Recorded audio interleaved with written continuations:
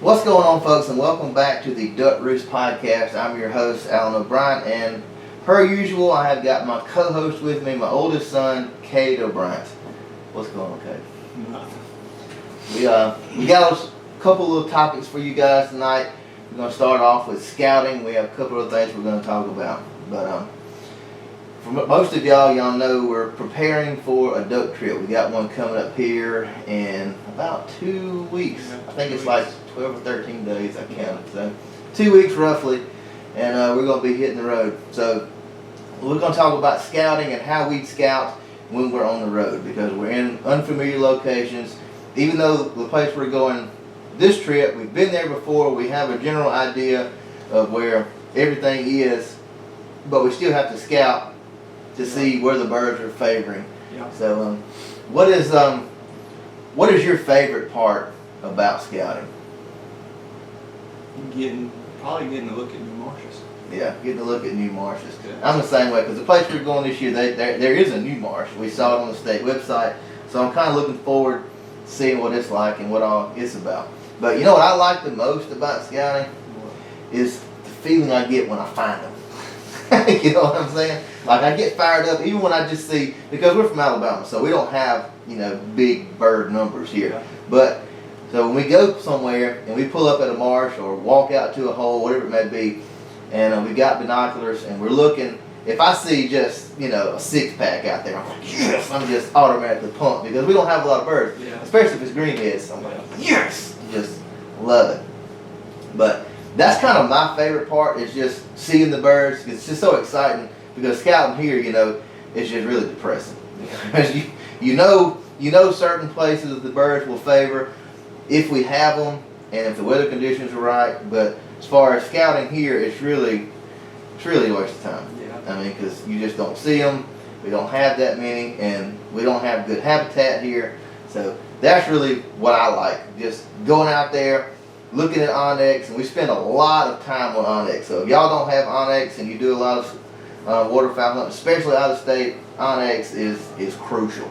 Yeah. I know you downloaded the app and you're signed into my account, so you've got it. It makes things so much easier, because I'm driving, Cade's the navigator, he's on onyx, he's looking like, all right, we need to go up here to this next road, take a right, go down here, and then the parking area is up here on your left or right, whatever it may be. So that's like my favorite part, is finding the birds. You just see it if it's just a few. Yeah. I get pumped about it. And then, but here's the biggest dilemma with me with scouting. I don't know, I'm going to say my dilemma, and then you can tell me if you have one. But the hardest part about scouting to me is, let's say the first place we decide to go to, the first place we check out. We go there and we see some birds, whether it's good numbers or bad numbers, low bird count or not. We kind of look at the area, kind of figure out, okay, if we hunt here, where are we going to hide, think about the wind direction, that kind of thing. Kind of get a plan together for that spot, and then we move on to the next place. Well, by the end of the day, when we're done scouting and we've scouted and looked at everything we want to look at, what's the hardest part for you? Figure out where to go. Yeah, deciding where to go, because then you start thinking, oh man, I saw these birds here. Well, but we saw these birds here, but hey, look, it was only 2 o'clock. Yeah. So we don't know what was there at daylight or what may come later in the day. So that's always the hardest part for me that I battle with. Do you have any particular thing when we're scouting? Same way. I tend to try to go with Cade's idea, because for whatever reason in the past, when we're hunting, wherever I pick seems to flop. And then the days that I'm like, all right, look, Cade, I don't care where you want to go. We go there and we smash them. So I just try to go with whatever Cade thinks is the best option.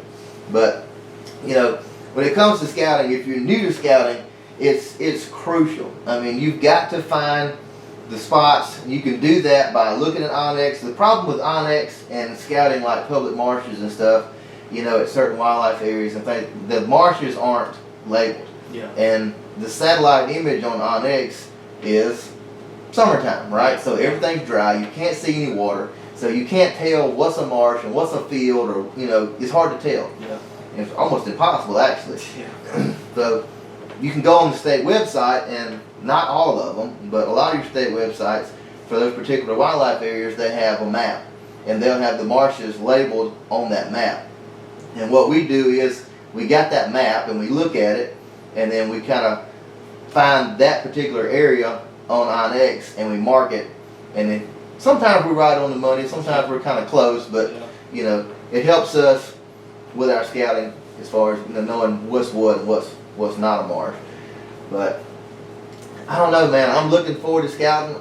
It's a love-hate kind of thing for me. I love scouting. I like looking at the new places. I get excited looking at the birds and seeing the birds. But I hate it because it's like, you know, you may go to one marsh and the next marsh may be 15 miles away. You got to drive all the way over there. You know what I mean? Yeah. And you're like, oh man, it's 3 o'clock. It's going to be dark in 2 hours. We got to hurry. We still got 6 more places we want to see before we try to make a decision. So, I don't know, man. But scouting is crucial, though.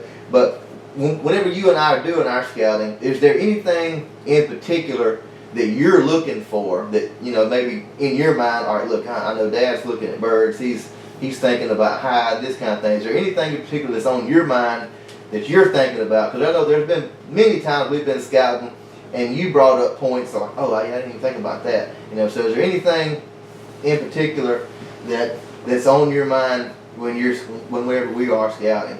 It's pretty much the same as you, just Same as me. hide, really. Yeah. But I tell you, the big benefit of you and I scouting together, and you remember last year when we were on the road, we scouted one particular marsh, and the parking area was extremely close to it. Yeah. And it was the place where we hunted the day. It was freezing cold that day. And we both got limits of mallards, and you got a bonus pintail. But if you remember the day we scouted it, remember we got there and we kind of eased out to it because we didn't know if there was any birds there. We didn't want to flush them. And I remember looking. I think I remember seeing like 2 or 3 birds. Mm-hmm. Yeah.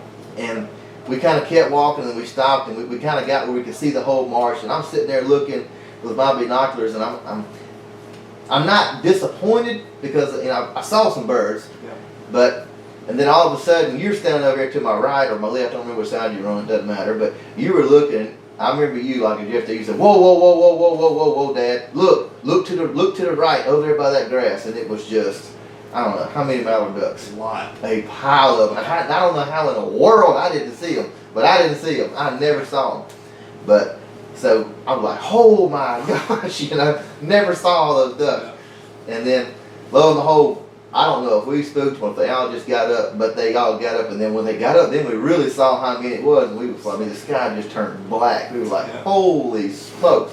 But the crazy thing is, we decided not to hunt that hole the next day. You remember that? Yeah. We didn't even go. We went somewhere else. Yeah.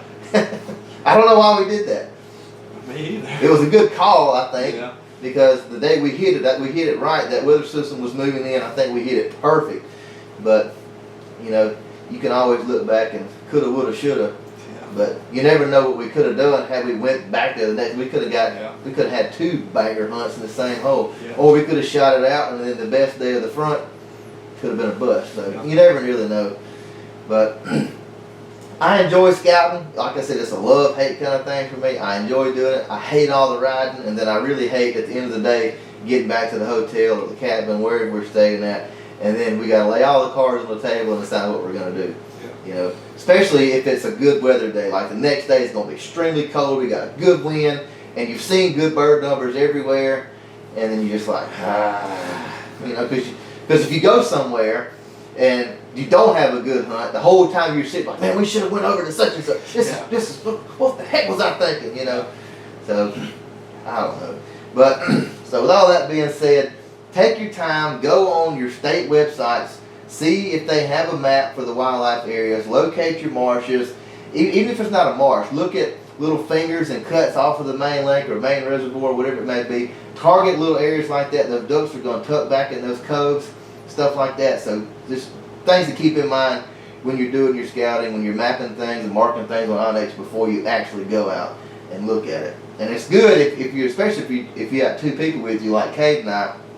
He's got Onyx on his phone, so he's the navigator while I'm driving, and he's marking things. He's telling me things, you know, that, hey, look, I think we need to go look at this part of this marsh. If you look, it kind of curves back around this tree, so we need to make sure we look at that part. You know, we don't need to just kind of pull up there, glass it, and move on. We need to check out the whole location.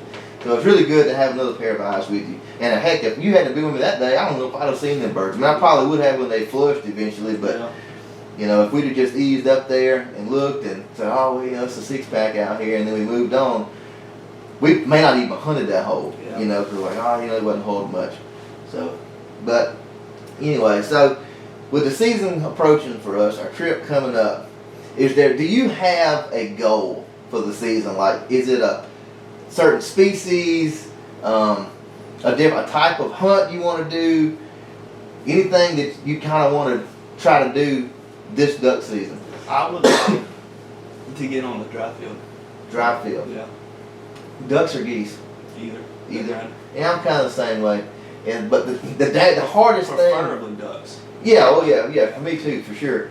Because you know we're not really big goose people, but it's just like with me, like the goose hunting, whether it be Canada geese or specks, snows, it's one of those things like I want to do it because it's just something we don't get to do. We don't get the opportunity to do very much. But so I want to do it for that matter, but it's like way down on my list. You know, when it comes to the geese. Now the ducks, if I could find some ducks in a field, oh, it's on. I'm going to do everything I can to try to get on that hunt. But the problem is, you know, like with us going out of state, we don't know any private landowners, and we've tried to get permission before, and it hadn't worked out for us. And so it's really hard to get on a field hunt on public land. When you go find, and there's hundreds of public fields, you know, that's not a problem. But if the birds aren't using the field, then the only thing you can do is try to find a public field underneath a flight route and try to run traffic, which is hard to do too, you know. So, you know, that's something we're going to try to do this year. I know we talked about it, I think, on the last podcast. You know, I think we were talking about what all we were going to take, you know, gear-wise, decoys, and that kind of thing. We always try to be prepared for it, but it don't always work out. But other than that, you don't have any target species or anything like that you want to try to get this season? Bull sprig. Bull sprig. You killed one last year, but you're still missing that sprig. You got to get a big mature bull sprig. Yeah, I'm kind of with you on that. Like, you know, I killed a lot of sprigs a few years ago in Arkansas, and you know, it was fun. But what I don't like about them the most, it seems like when you get in them, there's a bunch of them, and you can only kill one. Yeah. You know, so I don't know. That's why I'm not a. That's why people like when they ask, you know, what is my favorite bird or what is my target bird every year, and it's the bull sprig. Even though I want to kill it, it's way down my list just because one, they're aggravating as all get out. They don't like to work. They want to like way outside your decoys, and they're just a pain in the butt. And you only kill one. Yeah. So, you know, if you could get now if they were like everything else, you'd get 6 of them, or, you know, 5 or 4 like they do the mallards, depending on what flyway you're in. Oh, let's go, let's hammer them, you know. But so that's kind of where I'm at on the bull sprig. Yeah. But I have a target species this year. It's not a target species. I'm not pursuing them, but it's just something like I want to get a full limit of them. Could you guess what it may be? It's not Ouija, is it? No, not a full. I mean, I would like to do that, but like for whatever reason this year, I'm just full. I want to get a full limit of this species. Green-winged teal. I know. I told you earlier. I said you're gonna be surprised at what I'm gonna tell you. We talked about this earlier when we were talking about the podcast topics, and I told Kate, I said you're gonna be blown away by what I'm gonna say. But like, I don't know. You know, I don't even remember the last time I killed a green-winged teal. It was when we went to Louisiana, probably. We killed something else. Well, yeah. Well, I mean, if you killed any. I killed. Did you kill some in Arkansas? When y'all shooting? Yeah, we killed some with Jake and them. Well, I think we only killed one though. Like it was just maybe one. I killed one. I think it was maybe 1 or 2, amongst the group. But you know, we were in Nebraska last year for the early teal season. We killed a few green wing. Of course, they're not plumed out, you know. But you know, the last like big wad flock of green wing teal I got into was here, and that's crazy. Yeah. And that was in like 2017, maybe something like that. I was sitting over here in a local hole, and I just heard, looked up, and they lit right in the decoys, and I killed a couple of them. But you know, I don't know. You know that But but they're a love-hate kind of thing with me too. Like, Yeah. I want to kill them because to me they're one of the better eating ducks, but they're so freaking aggravating. I don't know what it is. I don't know if it's just us, just what's the location, or maybe they've been pressured, they've been shot a lot. I don't know, but we saw a bunch last year a couple of times, Yeah. but they wouldn't work, they wouldn't pay you no attention. So, in that sense, they're aggravating. But I would love to just have a full strap, 6 green-winged teal, all drakes. That would just make my day. But I'm not going to pass up a greenhead to shoot a green-winged teal. Don't get me wrong now. But that's where I'm at. I want to shoot some green-winged teal this year. I would love to. But also, last year, the day we got the last day we got the double limits with the pintail, I had killed all greenheads for my limit. I had my limit, all greenheads. Now, that's another thing I want this year. I want a 2-man. Almost did that day. We almost did that day, but you did it right there in the day. You smoked that hen at the last, which we still had about an hour and a half or so before shooting time was over. Probably could have got another drake, but man, we were completely miserable. Yeah. We were so freaking cold. And that big water mallards come in, and Cade, he swatted a drake and then got the hen, reached out and touched her on her way out and got her. But hey, we wasn't mad about it. We were stoked. We got a 2-man limit of mallards and a bonus pintail. Cade ruined the picture with the old brown hen. but hey, it is what it is. If they didn't want you to kill hens, they wouldn't put them in the bag limit. So hey, shoot them. But that greenhead though, that all green limit, it was looking so good. Man, we had what, 11? Yeah, we had 11. Well, 9. Was it 9? Well, we had 10 then. Yeah, we had 10. We had 10 greenheads. Cade hit that mallard, hit that hen. No, we had 9. We had 9 greenheads. Yeah, because the limit's 10. Yeah. So yeah, we had 9 greenheads and pintail and 1 hen. But it was still a good picture. It was a good hunt. Wouldn't change it for the world. So I'm looking forward to it, man. I'm stoked. I've been watching the weather. No DAC. The week we're leaving and even this week and next week, up until like the 10-day forecast is like awesome. So there should be getting some good pushes of birds. Hopefully they won't hold up and stay ahead of where we're going. But man, the weather's looking good for a good push out of the Dakotas. Now hopefully we can just get some good weather where we're headed, and maybe things will be in our favor. We got a 7-day trip. It'll be 6 days of hunting, so it's gonna be good.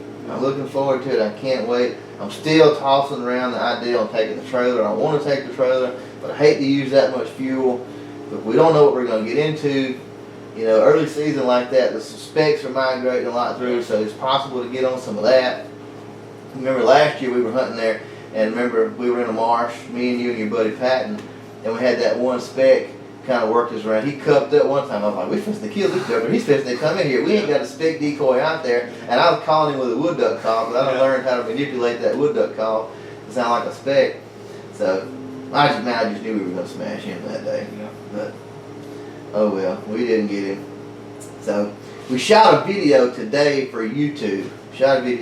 Today for the Bluebird waterfowl decoy accessory called the Animator. What was your thoughts? What was your opinion on the Animator? Be honest. I really like it. You really like it? Yeah. I like it too.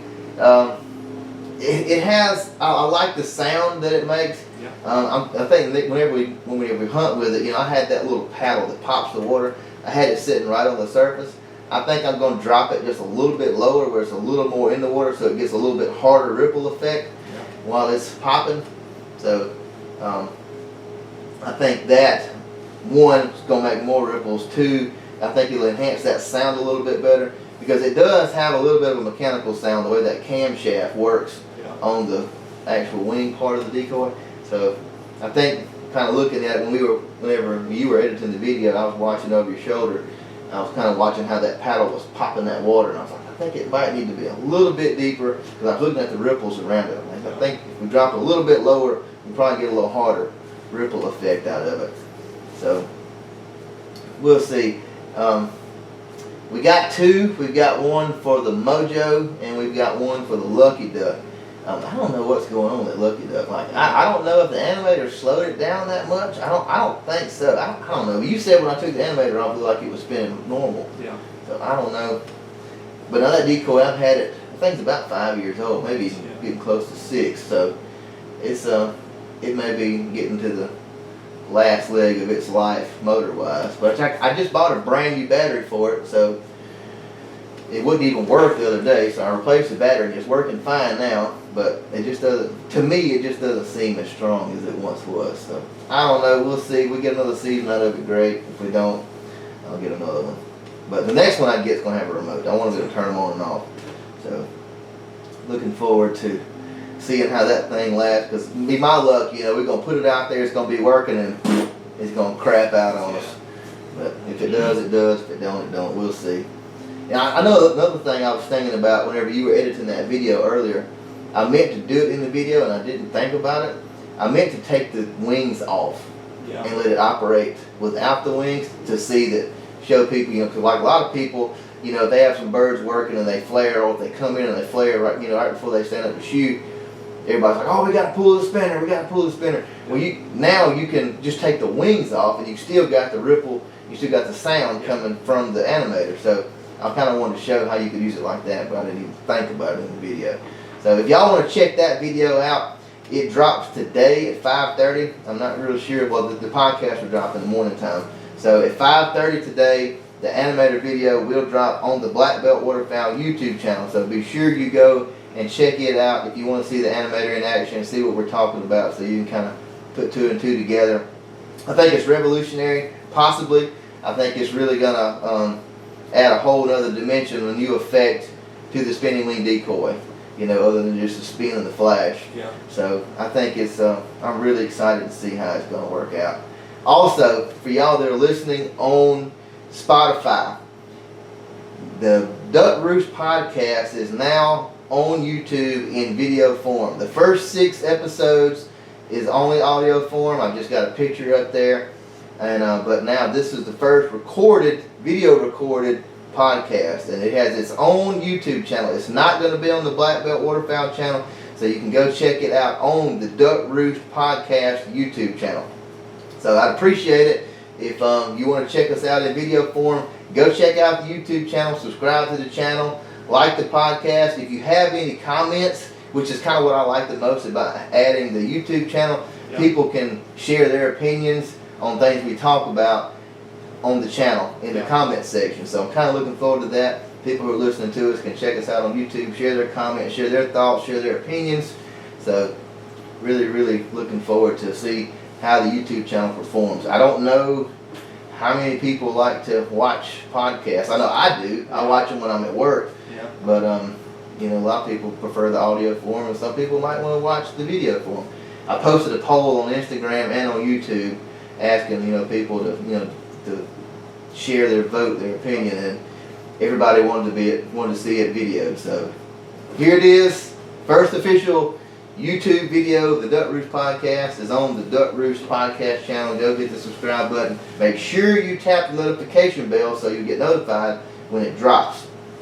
If you're watching if you're listening to us on Spotify or Apple Podcasts, be sure to leave us a follow and leave us a rating. We would really appreciate that as well on that platform too. And that's really kind of all I got. You got anything you want to talk about, or you want to share, want to ask me? No? Okay. Well, that's going to wrap it up for today's podcast. Like I said, y'all go check out the YouTube channel. Check out the main hunting YouTube channel. There's hunting videos on there. There's tips, there's tricks on the Black Belt Waterfowl channel. Go check it out. Subscribe to the channel. We'd appreciate it. And that's all we got for y'all tonight, guys. So we will catch y'all on the next one.